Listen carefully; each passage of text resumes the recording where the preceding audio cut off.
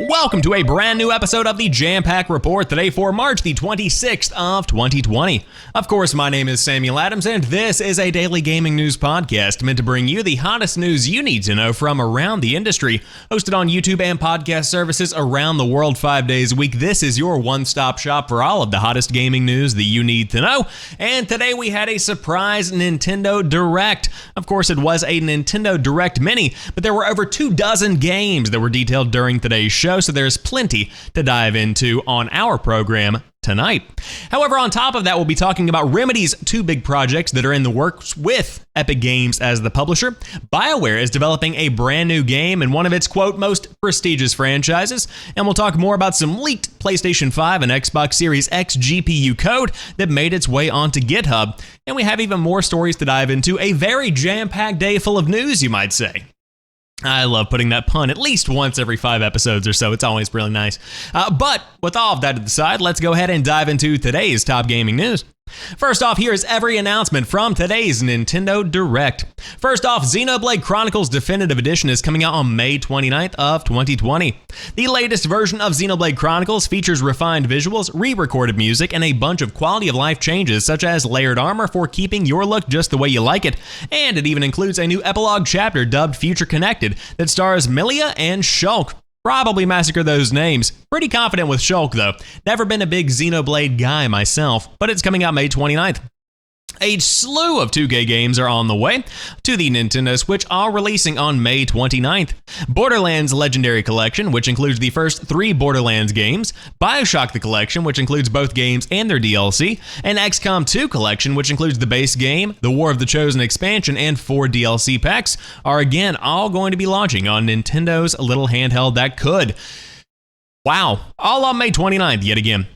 Out now is Marvel Ultimate Alliance 3 Black Order Shadow of Doom DLC. The latest DLC expansion for Marvel Ultimate Alliance 3 follows the rise of Dr. Doom. The Fantastic Four's arch-rival has his own plans to save the world, and they do not look very friendly to our legion of superheroes. Shinseki Into the Depths is out now. This deep-sea side-scrolling adventure lets you explore a strange world under the waves.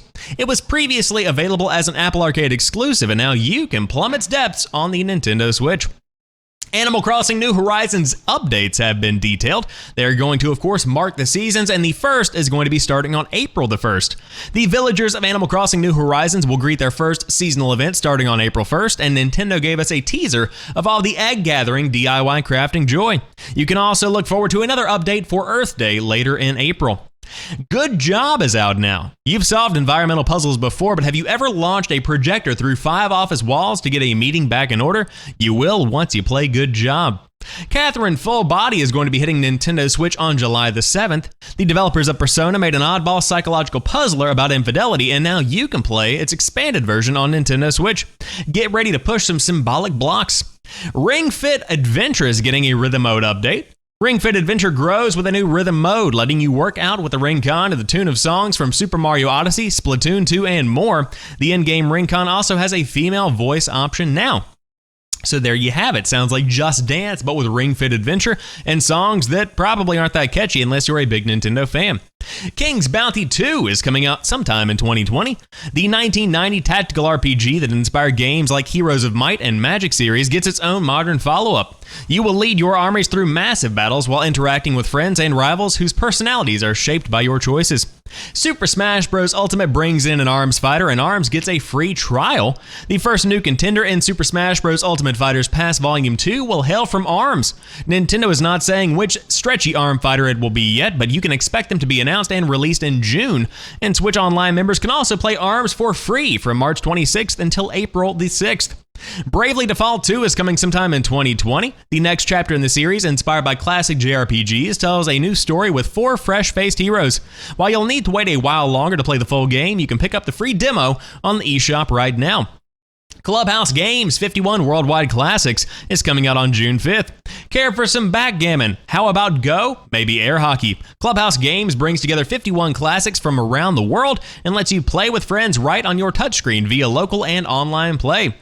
Ninjala is coming out May 27th. If you love Splatoon's bright visuals and fast action, you should give Ninjala a look as well.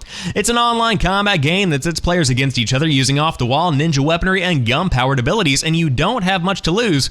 It's free to play. Star Wars Jedi Knight Jedi Academy is out now. The sequel to Jedi Outcast lets you create your own apprentice to study under the tutelage of Luke Skywalker and Kyle Katarn, and you can now play it with modernized controls on your Switch. It even includes online multiplayer. Star Wars Episode 1 Racer is coming soon. The classic game of pod racing action is a unique artifact from another time in Star Wars fandom, and it's still a pulse-pounding racer in its own right. You will be able to play a refreshed version of it on Switch, quote-unquote, soon. Panzer Dragoon Remake is coming out on the Nintendo Switch now. This fully remade version of the 1995 Sega Saturn Classic features new visuals and modernized controls with the same challenge of the original. Lock on, shoot, and dodge through a strange and fantastical world. Trials of Mana is coming out April 24th. Trials of Mana is a fully remade version of the SNES original, which old school JRPG fans may also know from fan translation days as Secret of Mana 2 or Seiken Densetsu 3. You can also play the demo right now, and the full version will follow next month. Pokemon Sword and Shield Expansion Pass is coming by the end of June. It concluded with a new look at the Pokemon Sword and Shield Expansion Pass, starting with the Isle of Armor. It showed off how we will partner up with new fighting type legendary Kubfu to clear one of 2 towers and power it up along the way. But there is still more. Just before it got to Pokemon, Nintendo went into a lightning round of game teases. Here's a quick recap of everything it showed and their release dates. Fuser is coming autumn 2020. Elder Scrolls Blades is coming spring 2020. Warhammer 40,000 Mechanicus is coming May 2020. Vigor is getting a closed beta on April the 9th. Burnout Paradise Remastered is coming sometime this year in 2020. Saints Row 4 Re-Elected is launching March 27th. The Legend of Heroes Trails of Cold Steel 3 is coming June 30th. Mr. Driller Drill Land is coming June 25th, and Minecraft Dungeons is coming on spring 2020. On spring, right on top of it. But there is plenty to dive into here today. So what are the standouts for me personally? Right now, off the bat, very excited to see Bioshock and how it performs on the Nintendo Switch. Additionally, Borderlands, that's going to be a fantastic game to play on the go if it is handled well. Now, one thing a lot of people are saying is the Switch is vastly underpowered as compared to the PlayStation 4 or the Xbox One, especially the premium versions of those consoles. So how well could any of this stuff run? A lot of people seem to forget that Borderlands 2 ran on the PlayStation Vita, so needless to say, it's possible. It is going to work out very well. Now, is it going to be up to par with the PlayStation 4 and Xbox One remasters of some of these games or the collections we've seen? Probably not, but it is still going to be worth playing and probably worth your time if you are somebody that likes to play on the go. Additionally, one thing I wanted to point out is that Burnout Paradise is one of the best racing games of all time. Very cool open world game that is inevitably going to be great for some break time at work, maybe if you go out on a business trip or if you're taking a vacation. Ideal for just kind of vegging out on the bed and just racing around town. Another interesting tidbit, Elder Scrolls Blades coming spring 2020. For those that might not remember that one, it's basically a game for the Elder Scrolls fans that was built for the mobile platform, but is also going to be available on the PlayStation 4, the Xbox One, and the Switch, as well as PC, so it's kind of a scalable adventure, if you will. Not nearly as in-depth as something like Skyrim or, God forbid, Elder Scrolls 6, but Blades is still going to be interesting, and now we have a definitive release time frame for that one. So all in all, very impressive stuff we see here, and it was a very juicy Nintendo Direct. So I would highly recommend diving in, giving it a look if you wanted to watch the full, uncut experience. Definitely going to be worth your time. But moving on to the next topic of the day, Control developer Remedy inks deal for 2 more games. One AAA, one smaller, set in the same franchise. Remedy Entertainment, the brains behind games such as Control and Alan Wake, has signed a 2-game deal with I tried to finagle just a nice little correction in there without having to read through this entire update that Eurogamer put out, but let's just try again. Remedy Entertainment, the brains behind games such as Control and Alan Wake, has signed a 2-game deal with an unannounced publisher, which has now been announced as Epic Games. Both projects will be set within the same franchise, which as yet is unstated, and one will be the studio's next AAA multi-platform release. The other is a smaller scale project. Both are being developed using the studio's Northlight engine, which powered Control and Quantum Break. These are separate projects to Remedy's work on a campaign for Korean-made shooter Crossfire X, and its small team testing a live multiplayer game made in Unreal Engine 4 codenamed Vanguard. The larger project has been mentioned before as the mysterious third game it had a small team working on in the background. Remedy has said it would be based on one of the studio's own brands rather than licensed IP. It's a busy time for Remedy, which is also rebounding out of its work on the second of 2 expansions for Control. The first, named The Foundation, is available today on the PlayStation 4 and PC. Disappointingly, it's being held back on Xbox One until the 25th of June. The second, named AWE, is slated for mid-2020. Artwork has teased it will contain some kind of crossover between Control and Alan Wake, something hugely anticipated by fans of the studio's work. Could these 2 future projects continue the Control/Alan Wake shared universe further? I think that it's kind of inevitable. Personally, whenever I'm thinking about Epic Games' approach, I see this as the perfect opportunity to bring back Alan Wake, and in doing that, Epic can definitely gain a lot of brownie points within the gaming community for making that happen and publishing that deal. So I think that's probably the direction that they're trying to go in with this one, and I think that's more than likely what you are going to be seeing over the course of the next few months as more details are emerging about these 2 new projects. But I will say I'm excited to see what Remedy breaks out, and I think that they're a very talented company. Now, I will admit that Control lost me. I have not finished the game. I'm probably only maybe 5 or 6 hours into it. I remember diving into it a couple of Saturdays in a row, but I really couldn't bring myself to come back to it at that current point in time. But hey, with the quarantine coming out, I will probably dive into it after I check out Doom Eternal, which just came in the mail today. So we will see what happens with the guys over at Remedy, but right now Epic is going to be rolling in it as they are publishing 2 games through Remedy's development cycle. But BioWare is also developing a new game in one of its most prestigious franchises. A job listing calls for experience with AAA multiplayer games on PC. BioWare is hiring for the next major title in one of our most prestigious franchises, a job posting on EA's website has revealed. Hat tip goes to Segment Next. The company's Edmonton branch is looking for a technical director with AAA multiplayer games on PC or console experience to work on a new game, as well as across the studio's projects. The job ad does not give away any more details, but we would not be surprised if it relates to a new Mass Effect game. Reports emerged in November that the next game in the long-running series was in development at the Edmonton studio under the leadership of longtime BioWare producer Mike Gamble, who worked on Mass Effect 2, 3, and Andromeda. Multiplayer has played a big part in previous Mass Effect games, so again, it definitely fits. It's also certainly counting as one of the company's most prestigious franchises. The other obvious possibility is the next Dragon Age game, which BioWare general manager Casey Hudson confirmed was in the works at the Edmonton studio last year. We will keep our eyes peeled for new developments. When it comes to giant AAA franchises that BioWare has worked on, the few that come to mind are Anthem, which I would still consider to be a giant AAA project. You have Mass Effect, you have Dragon Age, and those are ultimately the ones that really do come to mind immediately. And so out of those, the one that makes the most sense for multiplayer in my mind is actually going to be Anthem, but I could very well see them moving on to the Mass Effect franchise because I feel like prestigious is the key word there. Anthem could be called prestigious because technically it is okay, like it's a big prestigious AAA game. It's something that they poured a lot of money into.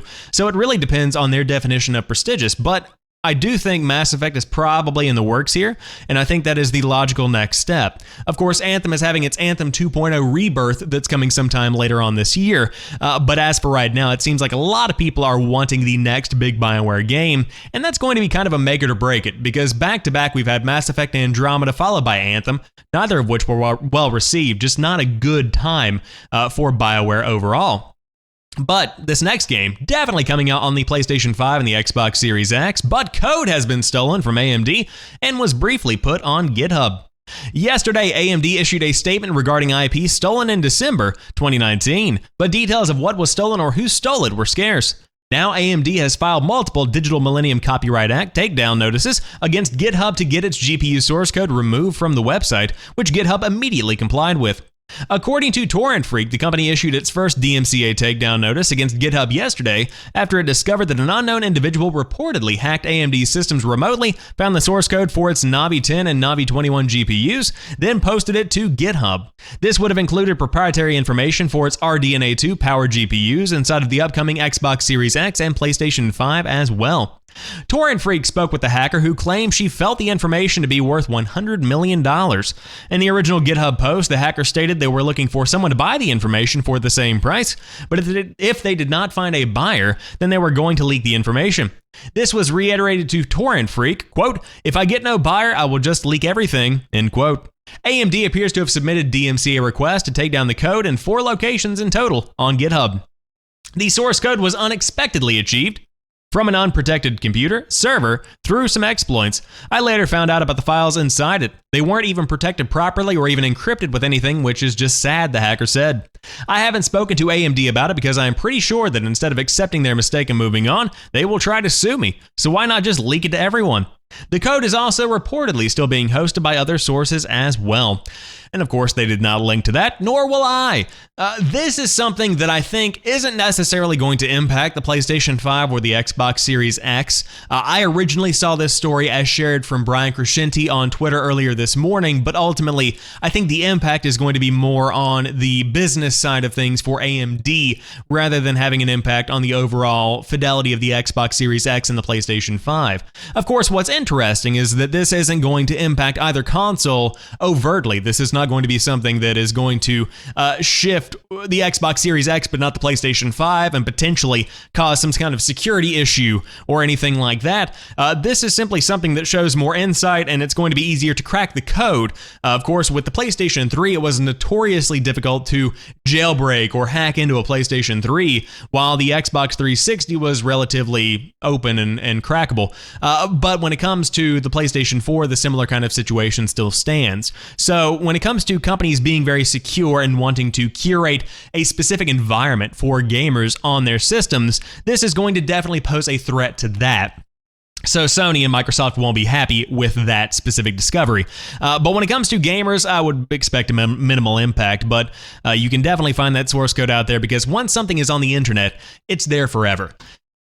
It's there forever. One thing that's not going to be there forever, though, is GameStop. And today we're not talking about how they're shitting the bed. Oh no, we're talking about there is no indication of PlayStation 5 or Xbox Series X delays. GameStop today reassured investors that the ongoing novel coronavirus pandemic does not yet seem to be threatening the year-end launches of the PlayStation 5 and Xbox Series X. In a post-earnings conference call with investors, GameStop CEO George Sherman said there was no indication yet the pandemic would have an impact on the planned fourth quarter launches of the two consoles, either in when they go on sale or when the GameStop takes delivery on them from the console makers.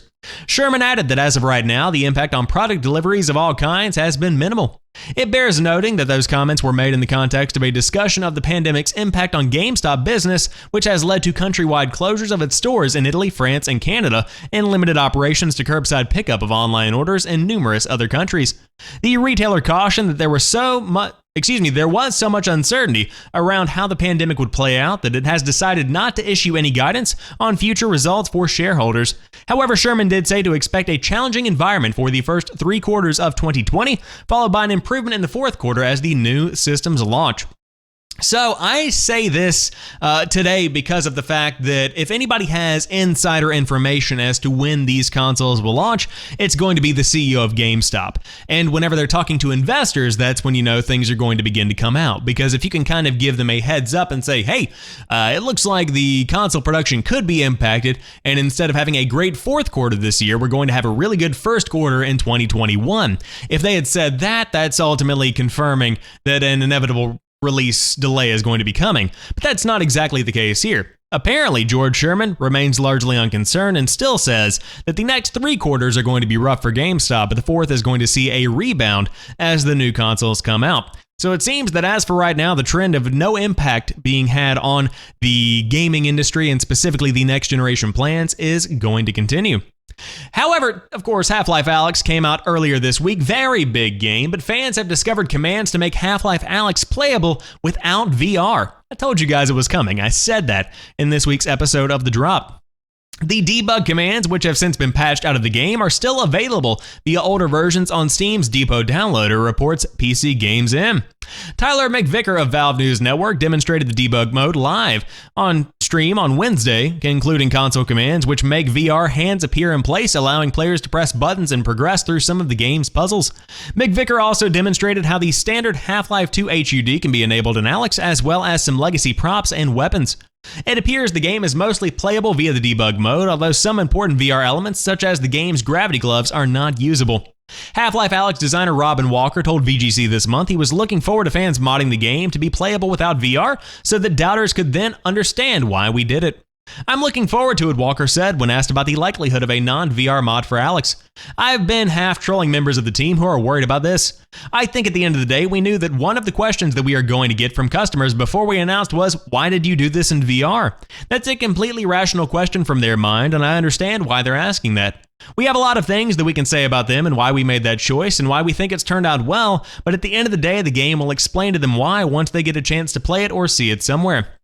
The designer added, they will understand why we made this choice. We think we've gotten a huge amount from that choice, and we never would have made the choice if we didn't. We would never have made a choice that big if we didn't. Man, I can't read today. Let's try again. We would never have made a choice that big if we didn't think we were getting a huge amount of value out of it. There we go. As a result, what I'm confident will happen is that when people get that butchered version, then they'll have lost all the things we have got from moving to VR. They will understand very clearly why we made that choice. There is a part of me that's eager for people to have that experience and realize, oh, now I get it. Now I see everything we lost in that transition back to non-VR. I understand why they did it. Read the full Half-Life Alex interview with more information from Walker and programmer Carrie Davis on the future of Half-Life and, of course, the VR space. But if you have not watched Half-Life Alex gameplay, it's very impressive. And I think, as I said on the drop this past week, which for those that don't know is my weekly video game release show that is uploaded every Sunday here on YouTube. But I talked about the fact that this is revolutionizing VR. We've had games before like Beat Saber that are cool and quirky, and we've had these PlayStation VR games that are fine like Arizona Sunshine, but there isn't anything that's just standout, mind-bogglingly fantastic that is really selling these pieces of hardware. And I think Half-Life Alex is doing so much immersion, and there are so many points in the game that are actually photorealistic that you are beginning to see the value of VR. And I think it's cool if they are able to mod it to where the game is playable without VR, but I do think there is so much that's lost. In a way, it's like what you have between playing something like, I'm just spitballing here, Bioshock on the Nintendo Switch versus Bioshock on the PlayStation 4 and the Xbox One. It just looks different. There are limitations, and I think if you play Half-Life Alex without VR, if there is a complete mod that is made, you're going to be missing out on the majority of what makes the game great. So, it looks like hackers have done it, but still, I say hackers, modders, if you want to get specific about it, but I wouldn't recommend it. But to round out today's show, Horizon Zero Dawn is getting a comic book series coming later this year. Gorilla and Titan Comics team up to create a new story set after the game's end. PlayStation exclusive Horizon Zero Dawn, set to launch on PC for the first time later this year, is getting a comic series based off of its post-apocalyptic world. I remember reading that sentence so much when Horizon Zero Dawn launched, and I got used to the post-apocalyptic thing. But man, I got out of that habit real fast. In the collaboration between Guerrilla Games and Titan Comics, readers will be able to check in on Aloy's story after the events of the game. Titan Comics will release Horizon Zero Dawn #1 into comic stores and onto digital devices on July 22nd, and according to the press release, readers would also be able to pick up a prequel comic as part of Free Comic Book Day 2020, being held on May 2nd. Free Comic Book Day has been postponed due to the COVID-19 pandemic, so it is unclear if the prequel comic will still become available on May 2nd. Polygon has reached out to Titan Comics for clarification. The new series follows Talana Kane Paddish, an apprentice hunter who played a pivotal role in the game's Hunter's Lodge plotline. After Aloy goes missing, Talana sets out to hunt a new and dangerous species of killer machines and to discover her own purpose in life. Horizon Zero Dawn's new comic series is co-created by Horizon Zero Dawn writer Ann Toole and artist Ann Molina. The first issue also has variant covers from artists like Stanley, Artgerm Lau, Loish, Peach, Momoko, as well as original art from the game. Neat. I'm not a big comics guy, but I would say that if you are looking forward to what's coming, man, there are a lot of Twitch ads here. If you are looking forward to what is going to be coming with the future of Horizon Zero Dawn, potentially in a Horizon 2, you should probably read these comics because that's going to give you a lot of lore. It's going to let you in on a lot of information that might not necessarily be available just by playing the game alone. So hey, if you're into that, you're into that, and you can pick it up later on this year. But that rounds out today's episode of the Jampack Report. If you enjoyed this one, drop me a like down below and let me know what you think about today's stories, from the Nintendo Direct all the way to the Horizon Zero Dawn comic book. I would love to hear your take on everything that's going on in the world of gaming. But until next time, you guys have a good one. I'll talk to you soon, and peace.